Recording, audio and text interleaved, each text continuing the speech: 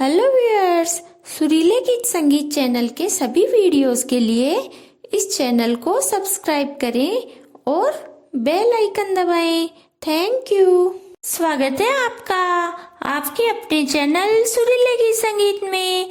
आज मैं आपको 8 वारों की कहानी सुना रही हूँ। इसे निकनेम की कहानी के नाम से भी जाना जाता है। किसी भी कार्य को नियम पूर्वक श्रद्धा व विश्वास से करते हैं तो उसका फल शीघ्र और अच्छा मिलता है। इसी प्रकार 8 वारों की कहानी नियम पूर्वक सुनने से धन के अटूट भंडार भरते जाते हैं। इस कहानी को सुबह स्नानादि के बाद सुना जाता है। यदि आपकी कहानी सुनने वाला कोई नहीं है तो आप इसे घर में भगवान के सामने सुन सकते हैं या मंदिर जाकर भगवान के सामने सुन सकते हैं।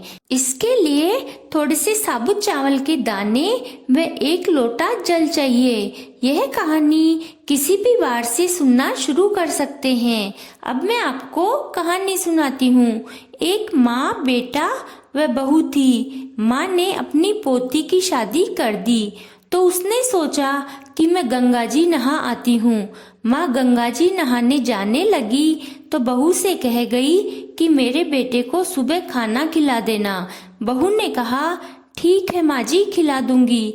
दूसरे दिन सुबह बेटा बोला माँ रोटी दो। तो बहू बोली ना माँ है ना रोटी, माँ तो गंगा जी नहाने गई है और तुम कमा कर लाओगे तभी रोटी दूंगी। वह बोला भगवान मुझे तो कमाना नहीं आता। लेकिन बहू नहीं मानी। उसने कहा तुम मुझे रोटी दे दो, मैं कमाने चला जाता हूँ। बहू ने 4 रोटी व आम का अचार दे दिया। वह रोटी लेकर कुएं की पाल पर जाकर बैठ गया और कहने लगा राम कमानो ना जानू, राम कमानो ना जानू। भोले भक्त पर भगवान को दया आ गई। भगवान ब्राह्मण का वेश बनाकर आए और बोले तुम ऐसे उदास क्यों बैठे हो? तो वह बोला मेरी पत्नी ने कहा है कि कमा कर लाओगे तभी रोटी मिलेगी, पर मैं कमाना नहीं जानता। ब्राह्मण बने हुए भगवान बोले भैया कमाना तो मैं भी नहीं जानता, हाँ पर मैं 8 वारों का नाम जानता हूँ जिससे तेरे अटूट भंडार भर जाएंगे। चावल के थोड़े दाने हाथ में ले लो और पानी का लोटा रख लो। ढके बर्तन को उघाड़ो, औंधों को सीधा करो।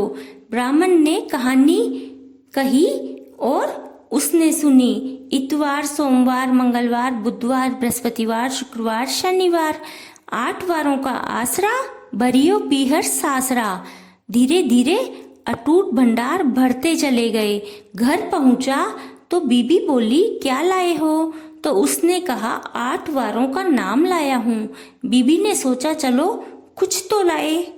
उसने बीबी से कहा चावल के दाने व पानी का लोटा भरकर लाओ, औंधों को सीधा करो, ढकों को उघाड़ो।